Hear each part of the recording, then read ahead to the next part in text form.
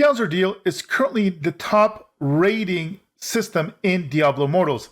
It's where you are going to get the best gear in the game. If you are an Immortal, this is what you strive for.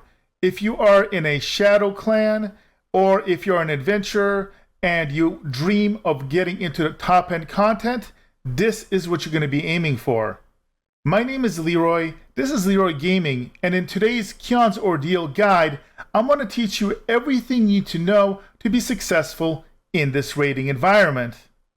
So if you want to be prepared as a Shadow character or adventurer, or if you want to make sure that your guild leader doesn't kick you for being a dumbass, make sure to watch this guide. And remember, if you find this guide helpful, drop a like. If you have any questions, leave them in the comments. I'll do my best to respond. Now, let's go ahead and learn everything we need to know about KIONS Ordeal.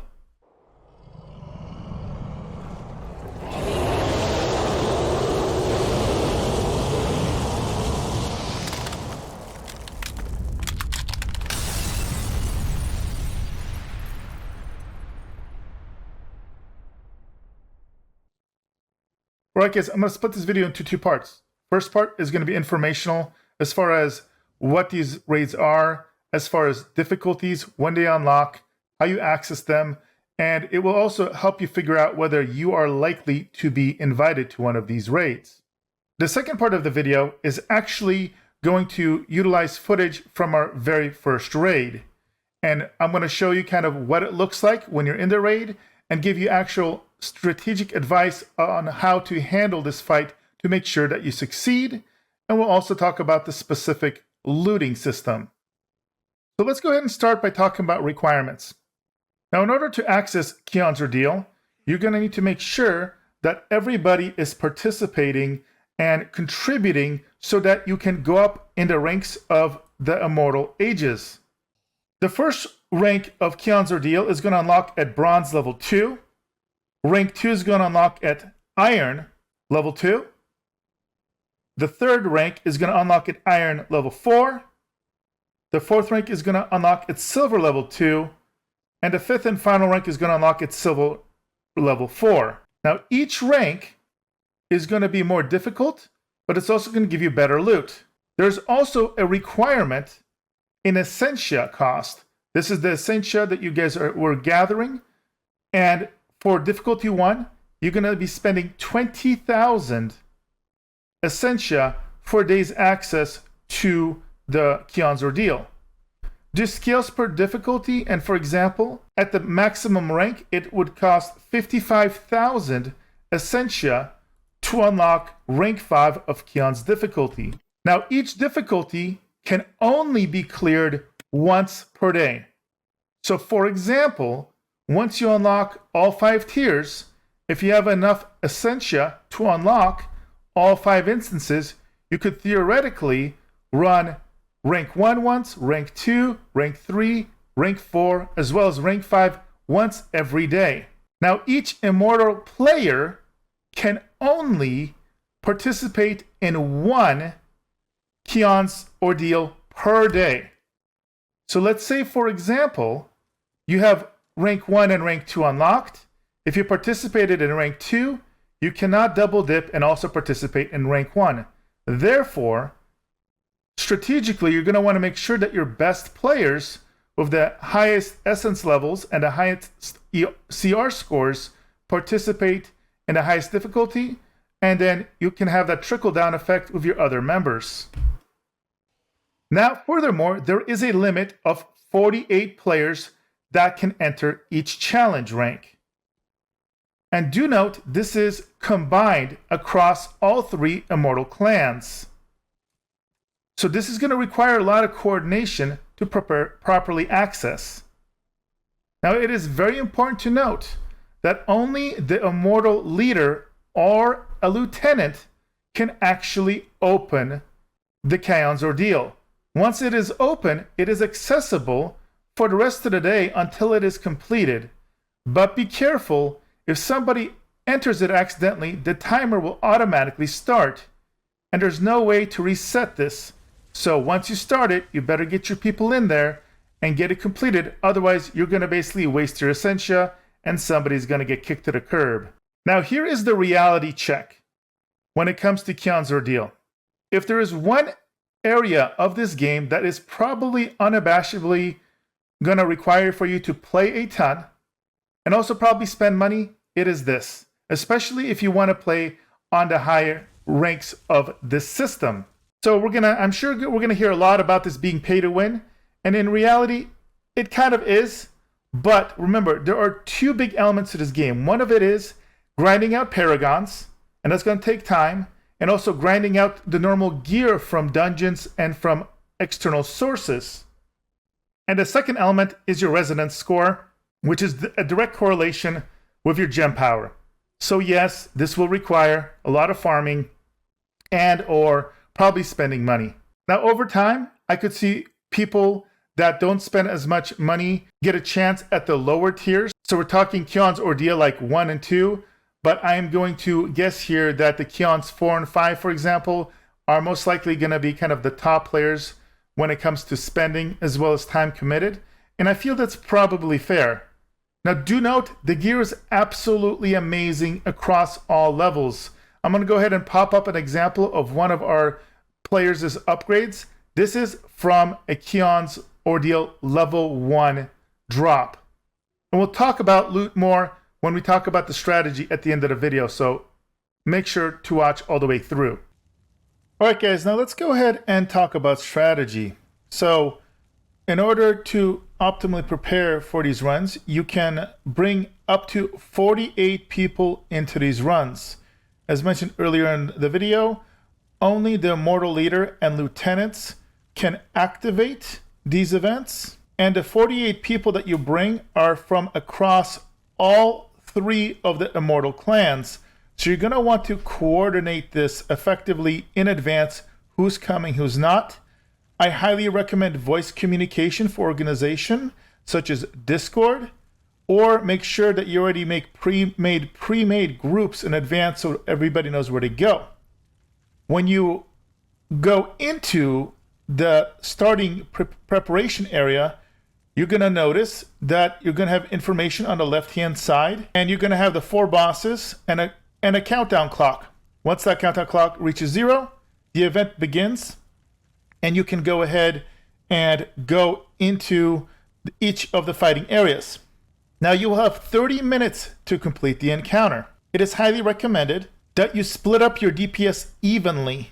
So don't sandbag your best DPS in one group, and I'll explain why in just a moment. It is also highly recommended that if you can, you will want to have at least 1 Crusader per group in order to provide the AoE crit buff, but do note that this only impacts each individual group of 4 players.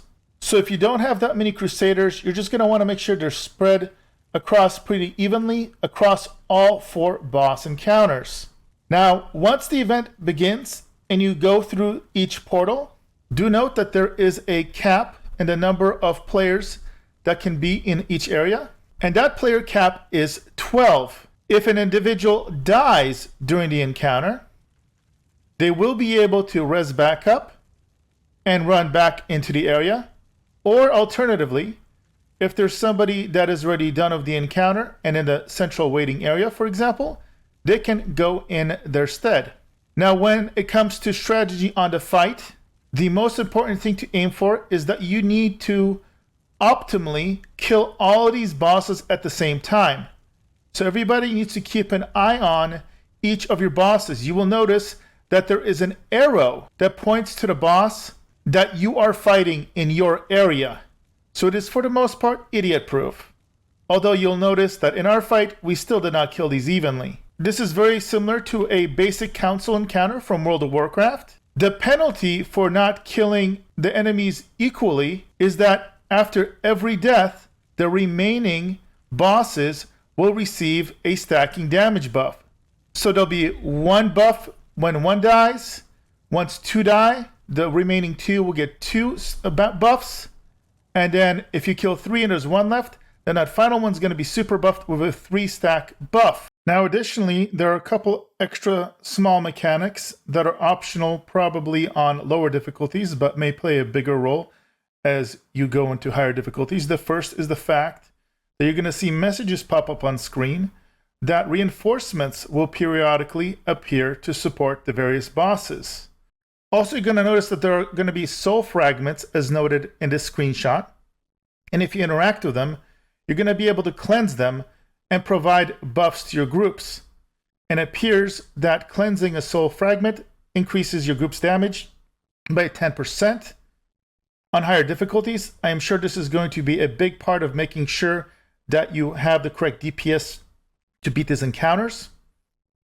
If there are additional mechanics that get added in higher difficulties, I will make sure to create an updated video. Now, in our first attempt here, we did not do it optimally, but our gear score was so high that we were able to kind of power through this and beat that final boss anyway without wiping. However, we expect that on higher difficulty levels, the game will not be nearly as forgiving. So you will want to make sure to kill as evenly as possible. And then if one group is getting too far ahead, have a raid leader call out to slow or stop DPS. And most importantly, your players need to listen. Now, the individual fights are not too complicated. Basic rules apply. Make sure to stack on the Crusader buff to get your crit damage. Watch out for the bad on the ground. Don't stand in the bad. And pew pew DPS.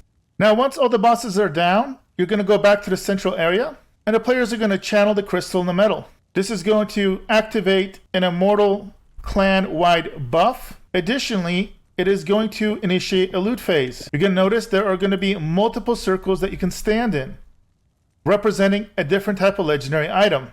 Stand in whichever area interests you.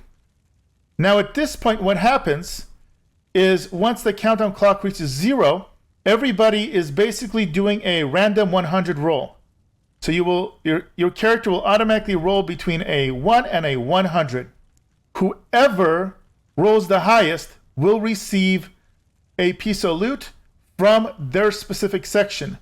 So you don't have to worry about how many people are in your section. So if you have 25 people in Mystery Helm, that's okay. You have the same chance of getting that as the people that are in the main hand if there's, let's say, 4 of them, because everybody rolls against everybody else, and each loot roll will only have one winner.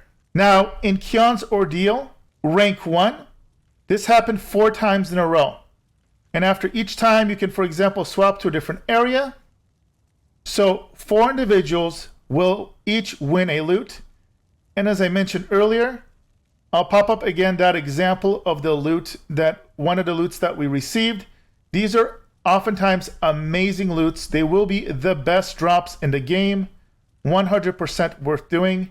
We don't have examples of what they will look like on difficulty 4 or 5, but you can imagine with the scaling, this is going to be extremely powerful. In addition to the individual loots, the clans will also receive a giant amount of dominance. So this is an absolutely critical thing that your clans will be wanting to do. If the 3 Immortal clans on your server are not running these every single day, they're not doing it right. You're going to want to make sure to unlock these tiers as quickly as you can. And then pending your essence supply, make the strategic decisions to run as many of these as often as possible. The harder the 3 Immortal clans work together, the more you're going to get out of this, and the longer you're going to be able to stay on top as Immortals. Alright guys, so that's everything you should need to know about KIONS Ordeal. If you found this helpful, make sure to drop a like. If you have any questions or comments, or maybe there's something I missed and you wanted to communicate it with me, let me know in the comments below. If I find something critical and important, I will make sure to pin the comment information and I'll give credit where it's due. If there's significant changes that need to be made, I will make an updated video for this as well. Thank you for all the support, guys. Make sure to like and subscribe for more Diablo Immortal content, and I'll see you guys in the next video.